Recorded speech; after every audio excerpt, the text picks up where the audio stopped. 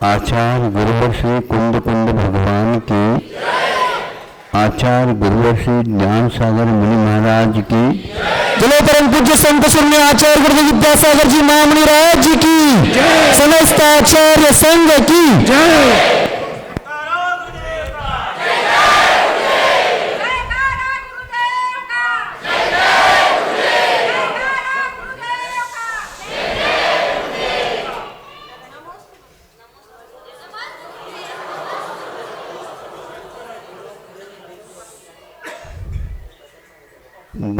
ज़्यादा नारे लगाने की अपेक्षा से आप भावों से ही सब कुछ करें, क्योंकि समय बहुत कम मिलता है अपने को।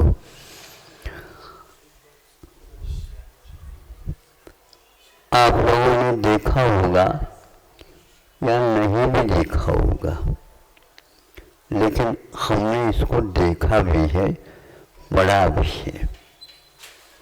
विचित्र सा है, लेकिन ये चित्र नहीं किंतु विचित्र है।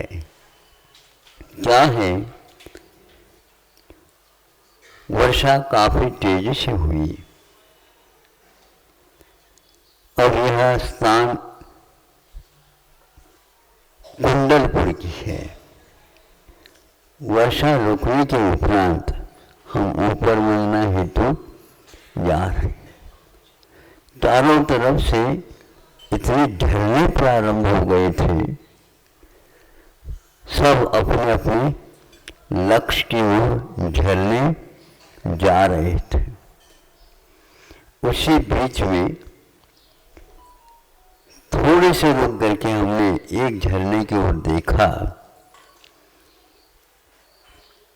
आवाज तो हो रही है, लेकिन उस आवाज के साथ एक दृष्टि में वह दृश्य आया, विस्मित हो गया। फिर सोचा केवल विस्मय करना ठीक नहीं होता, अध्ययन होना चाहिए।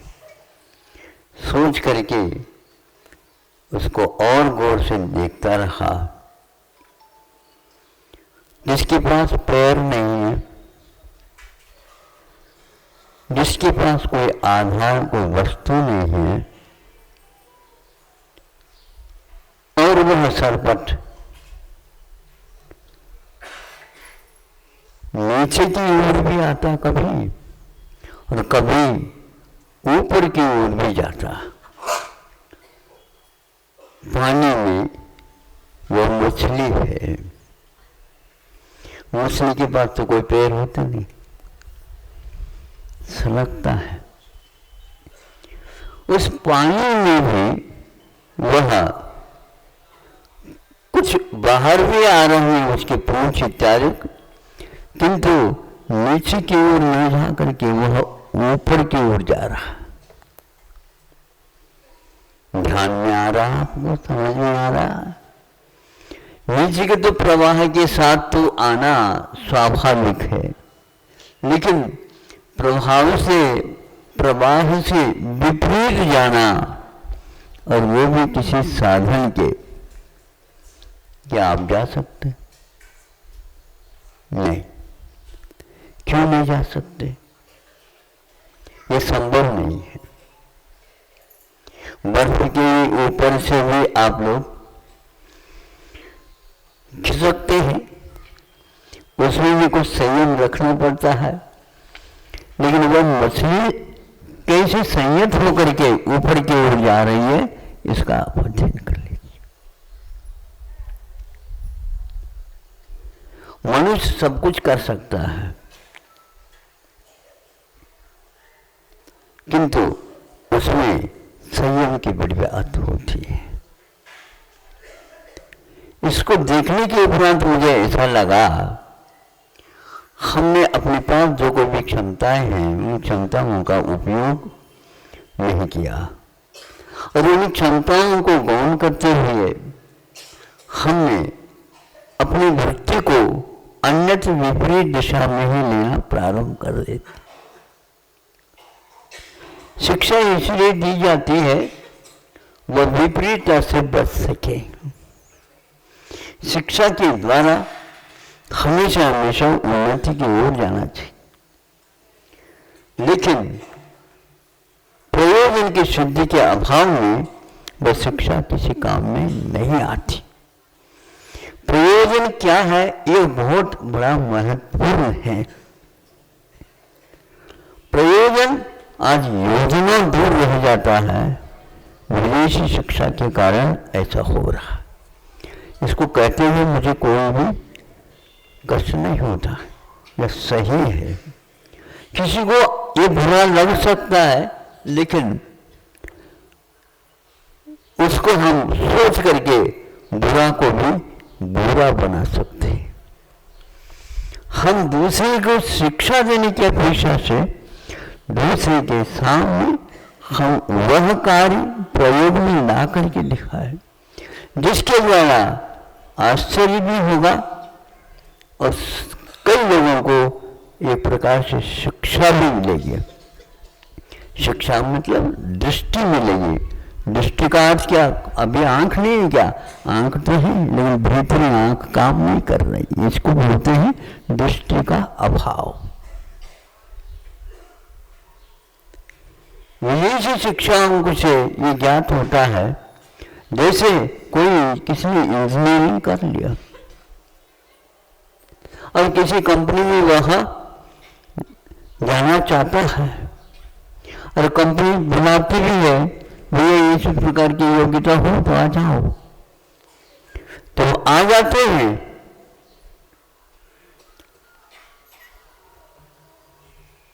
तो हमारे कंपनी में या आपको काम करना है, ये तो मुझे नहीं आता, हम ट्रेनिंग देंगे आपको, हम ट्रेनिंग देंगे आपको 2-3 महीने जो कुछ भी है। अब जो पढ़ा है वो काम में नहीं आएगा। सुन रहे हैं, वो पढ़ाई किस काम की, माता पिता को पूछ लो, निर्णय तो उनका था।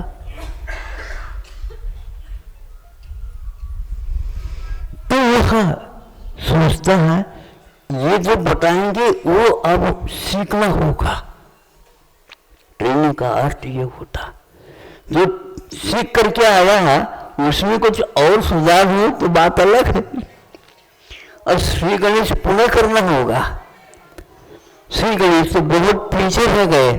श्री गणेश किसको बोलते मालूम है आपको? श्री गणेश का था शुरुआत। अब पढ़ाई ट्रेनिंग की शुरुआत हो गई। कोई भी जो पढ़ा हुआ था वो काम में नहीं आ रहा। इस प्रकार की शिक्षा की प्रणाली ने भारत को पंगु नहीं बनाया, मुल्ला नहीं बनाया, बहरा नहीं बनाया, बनाया वह अंधा जो देश को देख ही नहीं पाता। किंतु जिसके पास आंख नहीं है वो प्रयोग करता है तो सीधे सीधे आपको वो बचाते हुए वो चला जाता, अपना काम कर जाता है। यह नई शरीर को उसको शक्ति मिली है मछली को, तो उसके माध्यम से वह आपको महसूस कराता है, ऊपर की ओर चली जाती। ऐसी कौन सी विशेषता है उसके पास? आप श्वास ले रहे हैं, पानी में तो आप श्वास ले नहीं सकते, क्योंकि उस पानी में जो श्वास प्राणवायु है उसको ग्रहण करने के आपके पास कोई भी संरचना शरीर के पास नहीं है तो उसको स्वीकार कर सके। उस मछली के पास वह भी है, बहुत थोड़ी तो वहां तैर रही है, तैरते हुए श्वास भी ले रही है और वह विपरीत नीचे की ओर न जा करके पानी से बिल्कुल विपरीत दिशा में वो जा रही है। असंयम के घेराव में रहते हुए भी संयम यही काम करता है, करना चाहिए।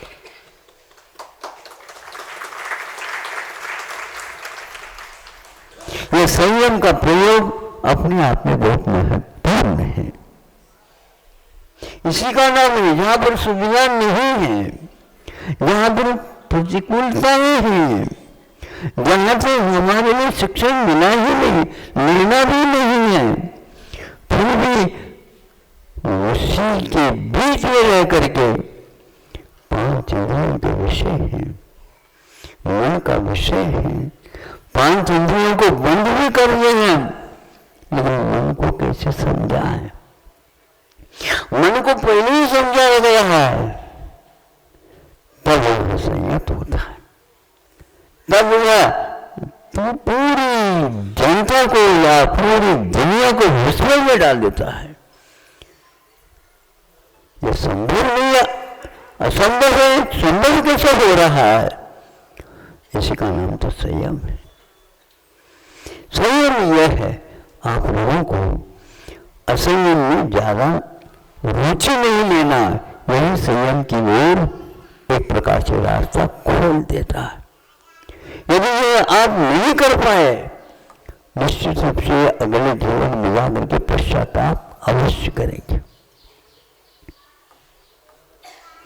आप अपने बच्चे को समझाते हैं, वो उल्टा काम करता है, फिर समझाते हैं, लेकिन आप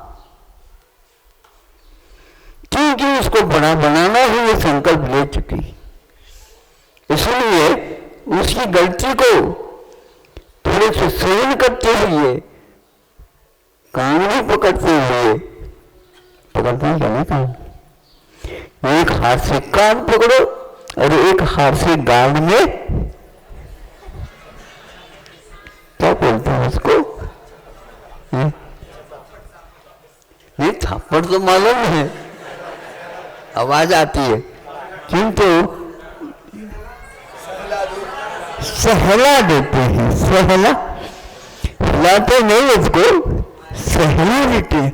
इस सहला के कारण इस थप्पड़ को भी वो भूल जाता है। इस सहला में जादू है, लेकिन ये हाथ से नहीं होता, ये भीतरी मानसिक तत्व से हुआ करता है। उसके मन को आप एक प्रकार से प्रभावित करते हैं, इसको यूं कह दो सम्मोहित करते हैं। सम्मोहित एक शब्द बहुत है तो, लेकिन उसमें अहित का कोई उद्देश्य नहीं रहता, हित का उद्देश्य रहता है। अभी वह थप्पड़ जो लगाया है, वो हाथ लगाने से अभी भी दुख हो रहा है, लेकिन वह भूल जाता है। इसको बोलते हैं प्रशिक्षण, इसको बोलते हैं दिशा बोध, इसको बोलते हैं संयम। हम असंयम की धारा में बहना नहीं चाहते, किंतु हम ये सीखे प्रवाह में डूब क्या होता है, ये निश्चित बात है, लेकिन प्रवाह के अनुसार यदि बहता है तो उसको सीखना अथवा तट में मिल जाता है। इस तट को पाने के लिए हमें प्रवाह से डरना नहीं, किंतु प्रवाह के विपरीत भी नहीं जाना। प्रवाह जिस ओर जा रहा है उसी में से थोड़ा सा पानी काटते हुए तिरछे यूं जाए, अवश्य ही तट उसे मिल जाता है। ये प्रवाह कभी भी आपको प्रतिकूल नहीं महसूस होगा, किंतु हम प्रवाह में तैर नहीं रहे हैं, तैर सकते नहीं हैं, लेकिन वह डुबा सकते हैं, निश्चित बात है, लेकिन हम थोड़े थोड़े बहुत पानी को काट लेंगे। तीर की ओर जैसे जाते हैं वैसे पानी का प्रवाह हमारे लिए बाधक नहीं होता। सीधे उसके साथ यूं करेंगे तो निश्चित रूप से पानी का भार हमारे ऊपर आकर के डूब जाएंगे। इसलिए आचार्य ने कर्म का एक प्रवाह है, जब क्षेत्र काल भाव में थोड़ा सा परिवर्तन करने से निश्चित रूप से उस प्रवाह में हम बच सकते हैं। हमेशा बचे ये संभव नहीं है। कर्मों के भी प्रवाह होने के कारण हमारी शिक्षा भी फेल हो सकती है और होती है। तो फिर क्या शिक्षा न ले? शिक्षा न ले ऐसा नहीं कहा गया है, किंतु अभिभावक थोड़ी सोच ले, बच्चों को आप बाध्य करके कोई विषय का निर्णय नहीं देना। बच्चों को बाध्य करके इसलिए नहीं लेना क्योंकि उस कच्ची उम्र में वह आपके अनुसार ही चलना चाहेगा, लेकिन आपको तो कुछ पता ही नहीं कि क्या कौन सी शिक्षा लेना। सारी यहाँ की शिक्षा प्रणाली को, सारे यहाँ पर शब्द को, सारी यहाँ की कलाओं को, सारे यहाँ पर जीवन जीने की सामग्री को ध्वस्त समाप्त कर दिया गया है। तो भारत का हाल ये हुआ है। इसलिए आप लोगों को शिक्षा कौन सी है पहले देखना होगा। चिकित्सा की दृष्टि से देखते हैं तो हाल बहुत खराब है। जो औषध रिएक्शन कर रहा है उस औषध को छोड़ा नहीं जा रहा, जीवन पर्यंत आपको लेना ही पड़ेगा। कई बच्चे आकर के लोग ही लोग मेरे पास हाथ छोड़ करके महाराज जी का आशीर्वाद दे दो, क्या है मेरे दवाई छोड़ जा। अब हंसने लगे आप, और दवाई लेते क्यों हो? पहले शुरुआत में तो उन्होंने कहा बस 2 पुड़ियां ले लो सब काम हो जाएगा। अब पुड़ियां बढ़ती जा रही है, मात्रा बढ़ती जा रही है, अब छोड़ नहीं सकते। उन्होंने ये पहले कहा बीच में छोड़ोगे तो जब आज तक जो लिया है वो सब खराब हो जाएगा। इस बीमारी के कारण वह हैरान हो गया। हजारों व्यक्ति इस प्रकार मेरे पास आ जाते हैं। औषध वही है जो गुणकारी हो। यदि वह गुण हो रहा है, धीमे हो रहा तो उसको थोड़ा सा बदला जा सकता है, लेकिन वह जीवन पर्यंत का काम मुझे समझ में नहीं आता। असह्य की मात्रा ऐसी हो गई, भोजन करना आवश्यक है लेकिन कुछ नहीं भोजन करना ये गलत है। जो भारत में चिकित्सा पद्धति से उसको आहार के ऊपर ही रखते थे, आज आहार कुछ भी ले लो लेकिन कम करते जाओ। कुछ भी ले लो, कितनी बार भी ले लो, बार बार भी ले लो तो कोई बाबा नहीं। अरे यही आप एक बार भोजन कर लिया तो दूसरे भोजन के बीच में जो अंतराल है 3-4 घंटे का, उसको यदि उपयोग में नहीं लाते हैं तो निश्चित रूप से आपका आहार विष के रूप में परिवर्तित हो जाएगा। आज यह शिक्षा दी जा रही है, चिकित्सा दी जा रही है कि आप तो थोड़ा लेते रहो। शक्कर की बीमारी, डायबिटीज लेवल में ठीक हो जाए, ठीक तो नहीं होगा किंतु आगे नहीं बढ़ेगा। कब रुकेगा? रुकना थोड़ा सा रुक तो जाएगा, लेकिन आप लेते चले जाओ। यह पाचन शक्ति के ऊपर बहुत बुरा प्रभाव डाल रहा है। जितनी भूख लगेगी उस भूख को सहन करना पड़ेगा 3-4 घंटे, ताकि उसी उष्णता के कारण उसका पाचन हो जाएगा। ये आज चिकित्सा में कोई नहीं बताता, इसलिए मैं कहता हूँ धीरे विश्व में सबसे ज़्यादा ये शुगर की बीमारी है तो भारत में है, और शक्कर भी यहाँ पर काफ़ी उत्पन्न होता है। गन्ना सुन लो पहले, इस गन्ने के चक्कर में आ जाओगे, गुड़ का अमृत आपको मिलेगा ही नहीं।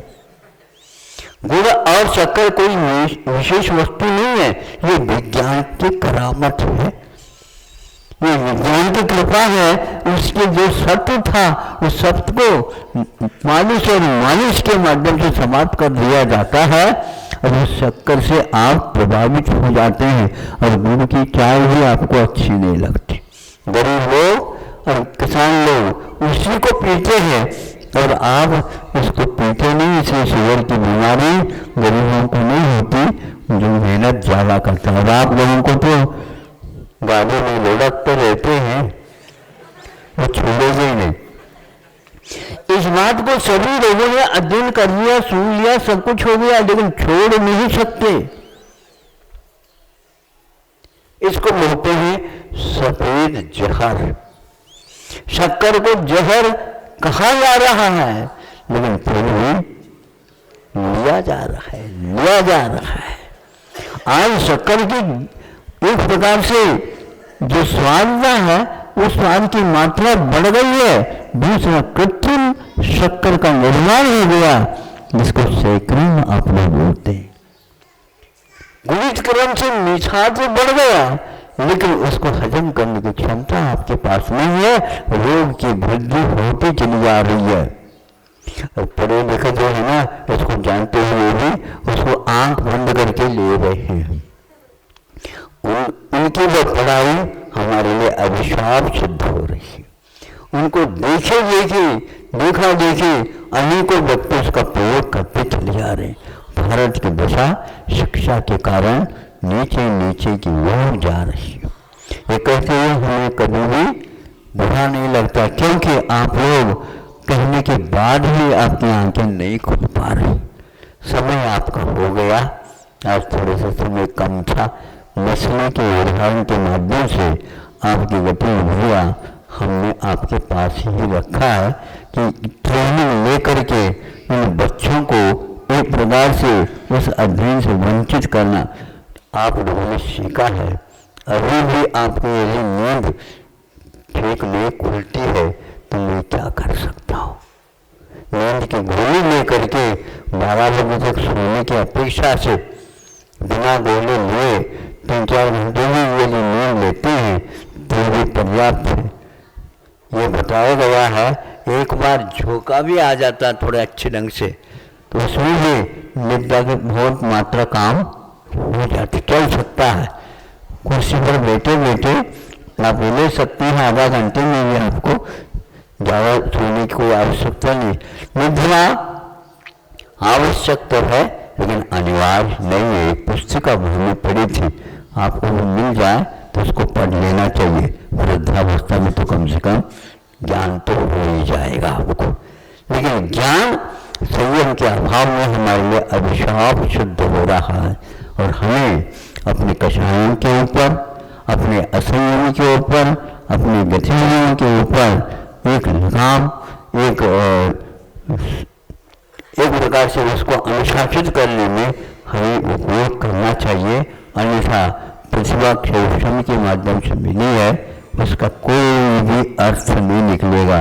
बाद में पश्चाताप करने की अपेक्षा से आज उस ताप को ऐसे घुमा दो जो वह शीत के रूप में परिवर्तित हो जाए। हमारी धारणाओं में एक क्षमता है कि भारतीय शिक्षा इसी को बोलती है, हमारी धारणाओं में इतनी क्षमता है, हम बर्फ के ऊपर बैठ करके भी अपने शरीर में पसीना ला सकते हैं। है कोई इसके पास? गर्मी को हम सर्दी में और सर्दी को हम गर्मी में बदल सकते हैं अपने मनोयोग के माध्यम से। हमारा मन यदि संयत होता है तो ये कार्य होता है, अन्यथा ऋषि लोग वह बर्फ में रह करके तपस्या कर कैसे सकते हैं। वही आहार, वही सब विहार आदि सब कुछ क्रियाएं हैं, लेकिन एक प्रकार से हम भारतीय संस्कृति को खोल करके उसका उपयोग करते हैं।